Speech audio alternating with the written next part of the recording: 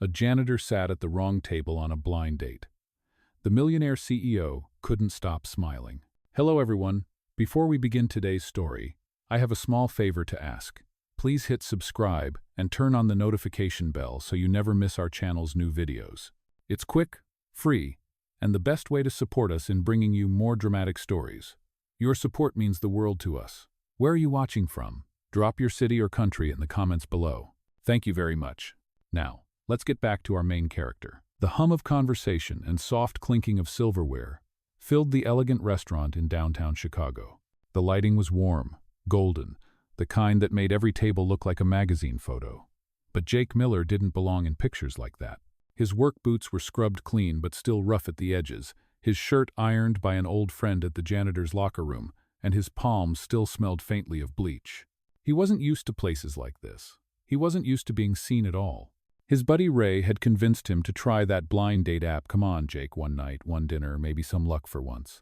And somehow, against all odds, someone had agreed to meet him. So there he was, heart-thudding as he whispered, "Table 6, table 6. His eyes scanned the room, numbers glimmering on small gold stands until he spotted a woman sitting alone near the window. Elegant, graceful, her hair pinned neatly, scrolling her phone. He took a breath, tugged his shirt straight, and walked over. "Hi, you must be Grace?" he said, his voice a little shaky. The woman looked up, startled. For a second, confusion flickered in her eyes, then softened into polite curiosity. "Yes, and you are?" "Jake," he said quickly, forcing a smile. "It's nice to meet you." He sat before she could answer, nervous energy radiating off him. The silence between them stretched just long enough to be awkward. Jake cleared his throat. "I know blind dates can be weird, right? My friend said you might be a little shy, so don't worry, I can talk enough for both of us." Grace's lips curved slightly, almost amused. "Is that so?" she said, folding her hands. Her voice was calm, rich, the kind of voice that carried boardrooms, not diners. But something about Jake's clumsy sincerity made her curious. He wasn't polished, not rehearsed, like the men she usually met. He was real. "So Jake," she asked, tilting her head, "what do you do?" He hesitated. "I work in maintenance. At the Vance Tower downtown. Fancy name, not so fancy job." She nodded. "Hard work, still work." "Yeah," he said with a half smile. "Someone's got to keep the fancy lights on." He meant it as a joke, but her eyes softened. It wasn't pity, it was respect. The waiter arrived, pouring water. Jake reached for his glass too fast, spilling a drop. "Sorry, nerves," he muttered. She laughed softly, and the sound made something in his chest loosen. For the first time in months, he didn't feel invisible. "So what about you?" he asked, leaning forward. Grace hesitated, then said lightly, "I'm in business. A little bit of everything, really." He nodded, completely unaware that a little bit of everything meant she was the CEO of the very building he cleaned every night. The conversation flowed easier than either expected. He told her about his sister finishing college, about fixing old radios on weekends, about dreams that never quite fit inside his budget. She listened, really listened. When she laughed, it wasn't out of politeness, it was because he was funny. When he spoke, she didn't check her phone once. Hours later, when her real dinner meeting texted running late table 9, she blinked down at her screen, realization dawning. She looked at him, the warmth in her smile mixing with surprise. "Jake," she said slowly, "I think you might be at the wrong table." He froze. "Wait, what?" She turned her phone around. "I'm supposed to be meeting a client. Table 9. His face flushed deep red. "Oh God, I'm so sorry," I thought. He stood up, fumbling for his coat. "I'll get out of your way." "Jake, wait," she said, but he was already halfway to the door, muttering apologies under his breath. The matter day called after him, but he didn't stop. Outside, the Chicago night hit cold against his face. He laughed once, bitterly. "Of course," he murmured. "Even my mistakes are fancy." Inside, Grace sat still for a moment, staring at the empty seat across from her. Then she smiled. For reasons she couldn't quite name, she couldn't stop smiling. The next morning, Jake was back at work long before sunrise. The floors of the Vance Tower gleamed under the fluorescent lights as he pushed his mop across the marble lobby. His reflection stared back at him from the polished surface, and he tried not to think about the night before. Every few minutes, his mind replayed it anyway, Grace's soft laugh, the way she had smiled when he spilled the water, And then that final, humiliating moment when he realized he had sat at the wrong table. He shook his head and muttered to himself, "It is fine, Jake. She probably forgot you the moment you walked out." But he could not forget her. Not the warmth in her voice, not the way she looked at him, like he was more than the uniform he wore.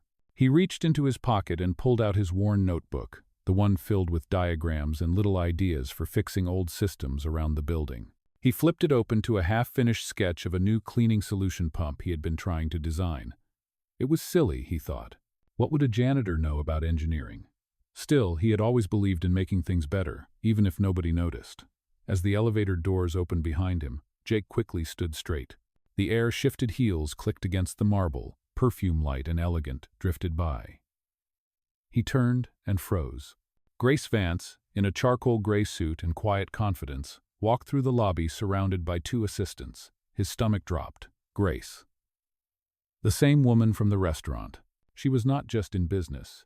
She was the business. The name Vance on the glass doors suddenly made perfect sense. She stopped mid-step when she saw him. Recognition flickered across her face, followed by something else: surprise, maybe guilt. Jake fumbled for his mop, looking anywhere but at her. "Morning, ma'am," he managed to say. Her assistant started to lead her toward the elevators, but she hesitated, then stepped closer. "Jake, right?" He nodded stiffly, trying not to stare. "Yes, ma'am." Her tone softened. "Please, just Grace. I wanted to say about last night. I am sorry you felt embarrassed. I never meant for that to happen." He shook his head quickly. "You do not owe me anything, ma'am Grace. I was the one who crashed your dinner." "You did not crash anything," she said gently. "You made it better." Her words startled him, and for a second, neither of them spoke. The elevator chimed again, and her assistant cleared his throat. "Miss Vance, the meeting is starting." She smiled at Jake before turning away. "It was good seeing you again." And just like that, she was gone. Jake stood still, his mop forgotten, his heart beating faster than it should. The next few days, she kept appearing in small moments, passing through the lobby, grabbing coffee near the staff break area, pausing just long enough to exchange a few words. It was strange. She was the CEO, and yet she seemed human. One morning, she stopped by as he fixed a broken vending machine. "You really do know your way around tools," she said, watching as he rewired the loose connection. "Just old habits," he replied. "I like figuring things out." She looked at the notebook he had left nearby, open to another sketch. "This is yours?" "Yeah," he said awkwardly. "Just ideas. Nothing big." "Nothing big?" she echoed, reading the title. "Water recycling for large buildings." Her eyes lit up with curiosity. "You realize this could save a fortune in resources, right?" He shrugged. "Maybe, if someone smarter built it." She smiled. "Maybe someone just needs a chance." Jake laughed softly. "People like me do not get chances. People like you make them," she replied, then walked away before he could answer. He stood there for a long moment, holding his wrench, unsure whether his life had just shifted a little or whether he was just imagining it. But that night, when he locked up the maintenance room and looked at the glittering city outside, he could not help but smile. Maybe some mistakes were meant to happen. Maybe sitting at the wrong table was not wrong at all. Over the next few weeks, the quiet routine of the Vance Tower began to change. Jake was still the janitor, still the man pushing the mop at dawn and fixing jammed doors before anyone arrived. But now his days carried a strange spark. Every so often, he would find a folded note waiting at the security desk. "Meet me at noon. G." Sometimes it was a coffee on the bench near the courtyard, sometimes lunch in the staff cafeteria, always casual. But Jake could not ignore what it meant. Grace Vance, the woman who owned half the skyline, was choosing to spend her breaks with a janitor. It never felt like pity. She asked questions, real ones. "What made you start sketching designs like these?" she asked one afternoon, flipping through his notebook. He shrugged, embarrassed.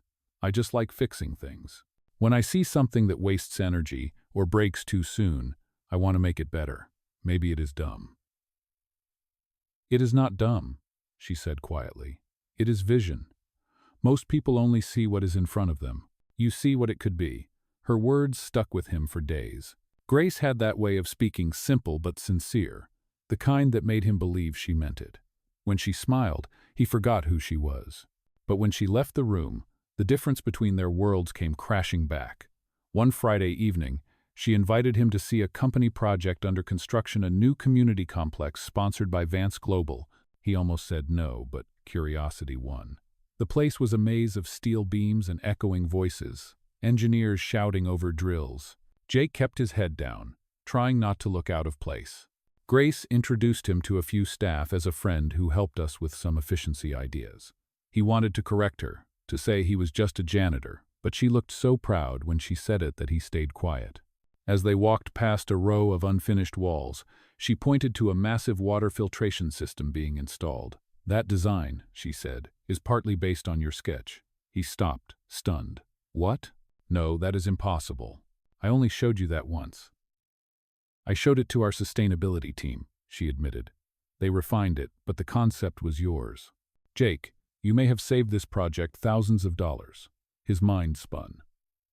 You used my idea?" "Your idea was good," she said simply. "You deserve credit for it." He stared at her, the sound of machinery fading around them. No one had ever said those words to him before. Not his old boss, not even his teachers back when he dreamed of studying engineering. For a second, his throat tightened. "Thank you," he said finally. "I do not know what to say." "Say you will keep drawing," she replied with a smile. "Because I am not done learning from you yet." That night, Jake walked home through the chilly streets with his mind on fire. For years, he had convinced himself that his place in life was fixed, that he would always be the man cleaning up after other people's success. But Grace had looked at him like he mattered. It scared him as much as it thrilled him. He lay awake thinking about her voice, the way she looked out over the city, as if it was something she carried, not something she owned. And somewhere between midnight and dawn, a question began to whisper in his mind. Was this friendship or something else? The next morning he arrived early again, hoping to catch a glimpse of her before her meetings. He pretended to polish the elevator panels, though they already gleamed. When the doors opened, Grace stepped out, coffee in hand, smiling like she had been expecting him. "Good morning, Jake," she said softly. "You are early." "So are you," he replied. "Maybe I just wanted to see if you would be here." She raised an eyebrow, amused. "Well, I am. Now what?" He chuckled, feeling bolder than he should. "Then I guess my day just got better." She laughed, and for the first time, the sound did not echo between worlds that belonged to both of them. Outside, the city kept moving, unaware that in one corner of its tallest tower, something extraordinary had quietly begun. By the time spring rolled in, Jake's days at the Vance Tower no longer felt like just a routine. He still carried his mop and toolbox, but now there was something more waiting for him in the quiet moments between work. "Grace." "Do you?" he replied, glancing down at her perfectly tailored suit. She grinned. "Touch." He climbed down from the ladder and wiped his hands. "You know, people talk when they see you with me," he said quietly. "Let them talk," she answered. "I am not ashamed of good company." He froze for a second, surprised by how easily she said it. Before he could answer, her assistant appeared, breathless. "Miss Vance, the board is ready for you." She nodded and turned to leave, but paused to whisper, "We are having a company event Friday night, a charity gala. You should come." He laughed nervously. "Me? At a gala? Grace, I do not even own a tie." "Then I guess we will find you one," she said, and left him standing there with his heart racing. When Friday arrived, Jake nearly backed out 3 times before he even reached the door. The ballroom was all gold and glass, full of men in tuxedos and women in gowns worth more than his car. He stood near the entrance, clutching his invitation, feeling smaller by the second. Then he heard her voice. "You made it." Grace appeared in a navy dress that shimmered under the lights. For a moment, the crowd disappeared. "You clean up well," she teased. "You too?" he managed, earning a soft laugh. The evening passed in a blur of music and champagne. Grace introduced him to a few people as a friend of the company. Some nodded politely, others looked puzzled, but she did not care. Jake stayed close to her side, both proud and terrified. But as the night went on, he began to notice Whisper's curious glances, quiet laughter behind hands. 2 board members stood near the bar, one muttering, "The janitor? Really?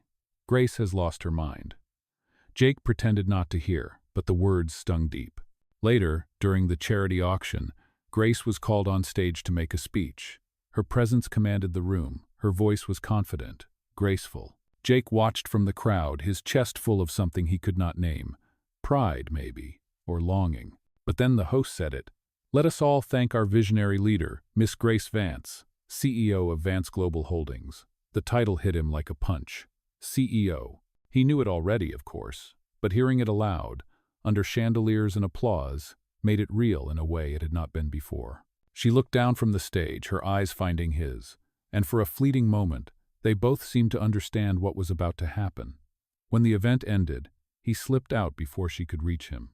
The cool night air bit against his face as he walked toward the train station. Behind him, the city lights blurred like a memory. He heard her voice calling his name, but he could not turn around. Not there, not with her world watching. On the train ride home, he stared at his reflection in the window, the janitor with calloused hands, sitting miles away from the woman who had changed everything. He told himself it was better this way. People like her did not end up with people like him. And yet, as the train rumbled through the dark, one thought refused to leave his mind. Why did it hurt so much to be right? The weekend after the gala, Jake did not show up to work. The maintenance log stayed unsigned, the floors untouched. Grace noticed almost immediately. By noon on Monday, she had already asked her assistant twice if anyone had seen him. He called in sick, they said, but something about it did not sit right. Sick was not like Jake. He was the kind of man who came to work even when he had the flu. Grace tried to focus on meetings, but her mind kept drifting back to the look on his face that night, the way he disappeared before she could reach him. She had searched the ballroom after the speech, her heels echoing against the marble, but he was gone. And the next morning, he had sent in his resignation. No explanation. Just a note that said, "Thank you for everything. Please give my last paycheck to the maintenance fund." It was so simple, so painfully polite, that it broke her heart. That afternoon, she made a decision. Grace left the office early, changed into jeans and a sweater, and took the train across the city to the address listed in his employee file. The neighborhood was quiet and a little rundown. She found his apartment on the 3rd floor, paint peeling from the door, a flickering hallway light humming overhead. She knocked once, no answer. Then she heard movement, and the door opened a crack.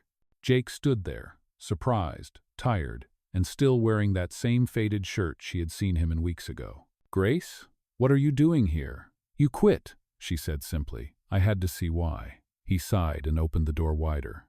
"There is nothing to see. You saw everything you needed to at the gala." "That is not fair," she said quietly. "You left before I could explain." "Explain what? That you are the CEO? That I do not belong in your world?" His voice cracked slightly. "I heard what they said, Grace. The board, your friends. I do not want to be a reason for anyone to laugh at you." She took a step closer. "Let them laugh. I do not care what they think." "Maybe you should," he said bitterly, "because someday you will wake up and realize they were right." For a moment neither spoke. The city noise filtered through the thin window, car horns echoing like a heartbeat. Grace looked at the sketches scattered on his table, the same notebook she had seen before, pages now filled with designs. "You are wrong," she said softly. "You belong exactly where you choose to stand. You have more talent than half the people in my boardroom." He turned away. "That does not change what I am." "It changes everything," she insisted. "Jake, I used your idea for the water project because it worked, because it mattered. Do you really think I would risk my company's name if I did not believe in you?" He looked at her, and for the first time the anger in his eyes softened into disbelief. "Why are you fighting so hard for me?" "Because you fought for everyone else," she said. "You fixed things no one even noticed. You gave me hope when I did not know I needed it. And because, somewhere between the wrong table and that gala, I started to care about you more than I should." The silence that followed was heavy, fragile. Jake swallowed hard, unsure what to say. Then quietly he asked, "And what happens now?" Grace smiled faintly. "That depends. Do you want to keep running?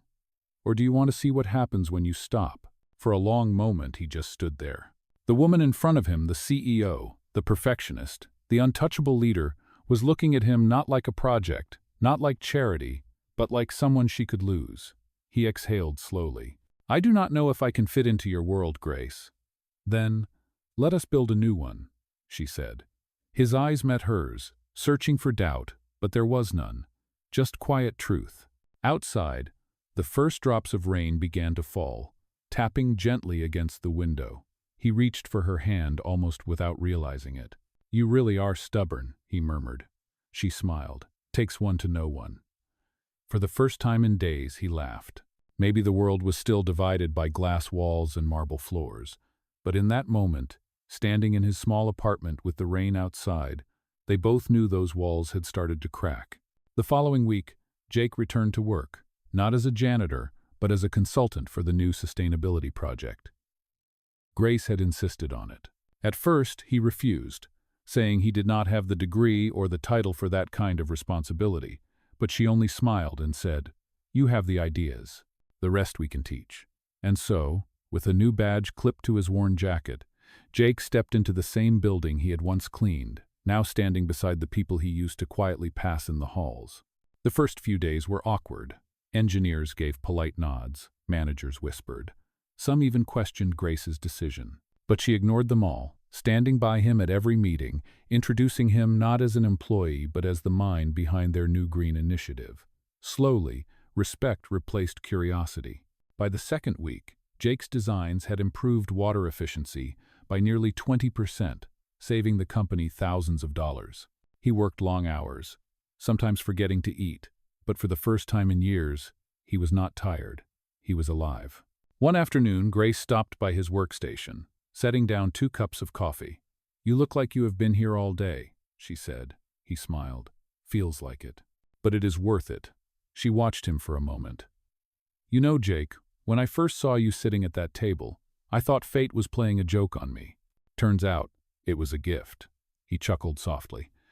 "You still think that after everything?" "More than ever," she said. For a while, they just stood there in comfortable silence, the hum of computers and city noise filling the space between them. But outside that bubble, not everyone was happy. Some board members had begun to question Grace's personal involvement with the former janitor.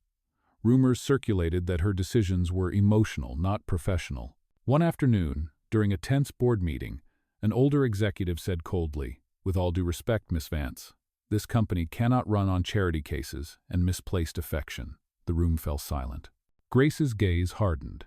"Mr. Lowell, the man you are referring to is the reason we hit our sustainability target ahead of schedule. His work saved this company money, reputation, and resources. If that is charity, then perhaps we should practice more of it." Her words cut through the tension, and no one dared to argue again. Later, when Jake heard what had happened, he confronted her. "You should not have to defend me like that," he said quietly. "I do not want to be the reason people doubt you." "Jake," she said, stepping closer, "you are not the reason they doubt me. You are the reason I remember why I started this company to make things that matter. They can keep their titles. I will keep my integrity." He looked at her then, the same way he had looked at her in that restaurant months ago, like he still could not believe she was real. "You have a strange way of making people believe in themselves," he said softly. "Only the ones who deserve it," she replied. Weeks turned into months, and together they transformed the Vance Tower into one of the most energy-efficient buildings in the city. Journalists called it the Green Miracle. But what made Jake proud was not the headlines. It was the small brass plaque at the base of the new filtration system that read, "Designed in collaboration with Jacob Miller." He had not asked for it. Grace had done it without telling him. When he saw it, his eyes burned with quiet pride. That evening, as the sun set over the skyline, he found her on the rooftop terrace, watching the city below. "You did it," he said, handing her a cup of coffee. She smiled. "We did it." The wind brushed past them, carrying the scent of spring rain. For the first time, there were no walls between them, no pretense, no titles, just 2 people who had stumbled into each other's lives by accident and refused to let go. "Grace," he said after a pause, "what if what we have does not fit in your world?" She turned to him, her eyes steady. "Then maybe it is time I stop living in a world that tells me who I can love." He did not answer, but when she reached for his hand, he did not pull away. Somewhere below them, the city lights flickered to life, and Jake realized something he had not understood before sometimes. The wrong table can lead you to exactly where you belong. It had been almost 3 months since Jake's name first appeared on that brass plaque, and life inside the Vance Tower had finally settled into a rhythm that felt both strange and new. He had traded his mop for blueprints, his work gloves for meetings, yet part of him still walked the halls like he used to, quiet, humble, always observing. But something else was shifting, something bigger than his job title. He and Grace had grown closer, not just in late-night brainstorming sessions or company briefings, but in the small in-between moments, the morning coffees, the unspoken glances, the laughter that came too easily. Still, not everything was perfect. The pressure on Grace was mounting. Her company's board was restless, investors were asking questions, and gossip in the press was starting to swirl. The CEO and the janitor, one headline sneered, "Is Vance Global losing focus?" Grace pretended not to care, but Jake saw the weight she carried. One night, after a long meeting, he found her sitting alone in her office, the skyline behind her glowing with city lights. "You should be home," he said softly. She looked up from her papers, exhausted. "I could say the same to you." He walked closer. "You are taking all this heat because of me. Maybe I should step back for a while." She set her pen down and stared at him. "Do you really think walking away will fix this? Maybe it will stop people from questioning you," he said. "They are not questioning me," she replied firmly. "They are questioning themselves. They cannot stand that I chose someone who reminds them of what real work looks like." He was silent for a moment, watching her fight a battle that was not his to win. "Grace," he said quietly, "you do not have to prove anything to anyone." "Maybe," she whispered, "but I need them to see what I see in you." Days later, the company hosted a large press event for the launch of the new environmental initiative. Cameras flashed, reporters filled the lobby, and Jake stood off to the side, trying to blend in. Grace was radiant on stage, her speech powerful and genuine. "This project," she said, "was born from an idea that came from someone who understood the true meaning of dedication. He was not a consultant when he thought of it. He was a janitor." A murmur rippled through the audience. "His name is Jacob Miller, and his vision changed the way we build, the way we think, and the way we lead." She paused, her gaze finding him in the crowd. "If leadership means anything, it means recognizing greatness no matter where it stands." The applause was thunderous, but Jake stood frozen. Every camera in the room was now pointed at him. The attention made him uneasy, but when Grace smiled, the noise faded, and all he saw was her. After the event, he slipped outside for air. The evening breeze cooled his face, but his heart was pounding. Grace followed him a few minutes later, her heels clicking softly against the pavement. "You did not like being in the spotlight, did you?" she teased gently. "I am not built for that," he admitted. "You are," she said. "You just do not know it yet." He shook his head, half smiling. "I still feel like that guy who sat at the wrong table." "You were never at the wrong table," she said softly. "You were just early." For a while, they stood there in silence, watching the reflection of the city lights in the glass walls of the tower they had built together. "Grace," he said finally, "what if this ends badly? What if all this sus costs you everything?" She stepped closer, her voice steady. "Then it will be the best thing I ever lost." That night, as they left the building side by side, Jake realized that their story had become bigger than both of them. It was not just about love or status or success. It was about choice, about courage, about seeing worth where no one else dared to look. And deep down, he knew something was coming, a test that would either break them or prove that what they had built together was unshakable. The storm arrived quietly, not with thunder or rain, but with a headline that spread faster than lightning. Vance Global accused of breach in green project funding. Within hours, the company's stock began to dip, investors started calling, and reporters swarmed the front of the tower. Grace's calm was tested in a way Jake had never seen before. She spent every waking hour in meetings, her voice steady even when her hands trembled beneath the table. Someone had leaked documents implying financial mismanagement in the sustainability division, the same division Jake now worked in. He was shocked when his name appeared in the reports. Anonymous sources claimed the project's lead consultant approved unauthorized budget changes. The words hit him like a blow. Jake's throat went dry as he stared at the news feed on his phone. Grace found him later that morning standing by the service elevator, pale and silent.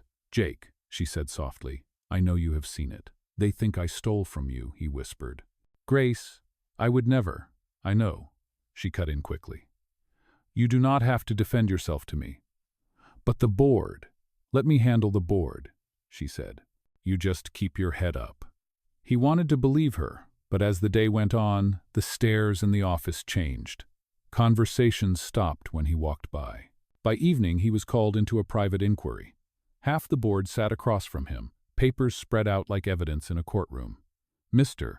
Lowell, the same man who had doubted him before, leaned forward. "Jacob Miller, you authorized additional spending on prototype materials that were never logged. Can you explain that?" Jake's hands shook. "That was a clerical error. I submitted the receipts to procurement. Lowell smirked. And yet, no records exist. Jake glanced at Grace, who sat at the end of the table. Her expression was unreadable, but her eyes told him to stay calm. "We will review the files again," she said. "Until then, this meeting is over." But the damage had begun. That night, the media labeled him the janitor turned consultant under investigation. Grace's public defense only fueled speculation. "Why is the CEO protecting him?" one article asked. "Is it personal?"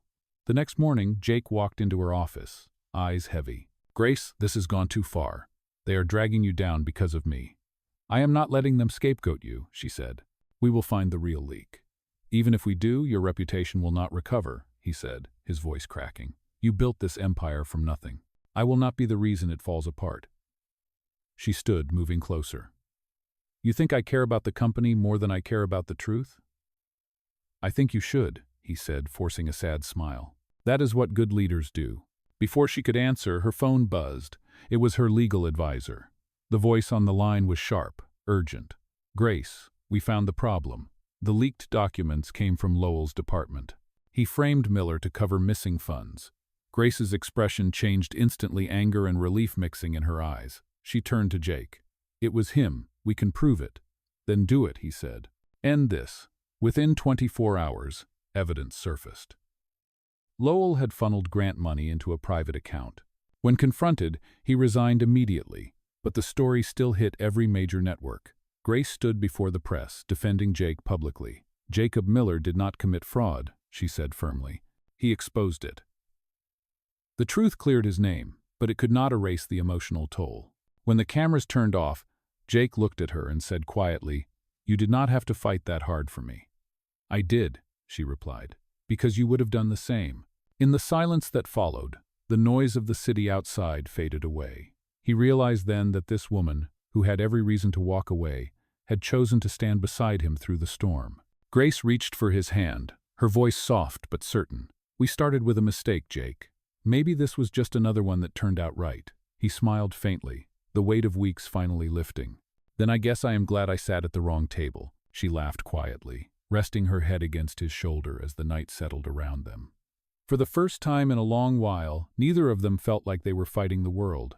They had already won just by refusing to let go of each other. Months passed, and the scandal that once threatened to destroy everything slowly faded into a story of redemption. The headlines changed from accusation to admiration. "Vance Global clears name with transparency initiative," one read. Another said, "Janitor turned innovator redefines corporate ethics." But for Jake and Grace, it was never about headlines. It was about peace, about rebuilding the life they had nearly lost. Jake continued to work at the company, not out of obligation but passion. He led new projects that focused on affordable green systems for schools and small communities. Grace made sure he had every resource he needed but never took credit for his success. Their relationship had grown quieter, deeper. They no longer needed to prove anything to the world or to themselves. On a crisp autumn morning, Grace called Jake to meet her at the new community center, the first one powered entirely by the GreenFlow system he had designed. When he arrived, the place was filled with kids planting trees and volunteers setting up solar panels.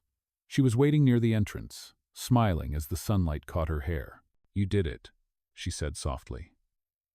"No," he corrected. "We did it." She handed him a plaque wrapped in paper. "Open it." He peeled back the wrapping and froze. It was a dedication sign that read, "The Miller Vance Foundation for Sustainable Futures." He looked at her, speechless. "You named it after me?" "After us," she said, "because this started with a mistake that became something good." He laughed, shaking his head. "You really like calling it a mistake?" She smiled. "Only because it proves that even the wrong table can lead to the right story." The ceremony began, and the local press gathered to cover the opening. When Grace took the stage, she spoke not as a CEO but as someone who had learned the value of second chances. "This project," she said, "exists because someone once believed their ideas were too small to matter. They were not. And neither are yours." Jake stood at the edge of the crowd, watching her with quiet pride. He thought of the night he first met her, the nervous laughter, the spilled water, the awkward goodbye, and how that single moment had changed everything. When the event ended, the crowd slowly dispersed, leaving the courtyard bathed in golden light. Grace turned to him. "There is one more thing," she said, reaching into her bag. She pulled out his old notebook, the one filled with sketches, stains, and dreams. It looked worn but cared for, like a relic of who he used to be. "You left this in my office months ago," she said. "I thought it was time I returned it." He opened it, expecting the same old pages, but one stood out. A sketch of a ring, simple and hand-drawn, with a note beneath it. "For when I am brave enough." His breath caught. "Grace," she smiled, eyes soft. "You are brave enough now." He looked at her, the woman who had walked through fire for him, who had taught him that love was not about matching worlds but about building one together. Slowly, he reached into his pocket and pulled out a small velvet box. "Guess I am not the only one who planned ahead," he said quietly. Her eyes widened as he knelt, the late afternoon sun framing them in gold. "Grace Vance," he said, his voice steady. "I sat at the wrong table, but I found the right person. Will you marry me?" She laughed through tears, nodding. "Yes, Jake. 1,000 times yes." The courtyard erupted in applause as volunteers and staff who had seen it all clapped and cheered. Jake stood, slipping the ring on her finger, their hands trembling but sure. She whispered, "You realize this means you are stuck with me now." He smiled. That was the plan all along. As the sun dipped behind the skyline, they stood there, two people who had defied status, doubt, and circumstance. The world might remember them for the projects they built, but they knew the truth. Their greatest creation was not made of glass or steel, it was the life they had built together. And as the lights of the city began to glow, Grace whispered the same words that had started it all. "You really did sit at the wrong table, Jake." He laughed, holding her close. "Best mistake I ever made."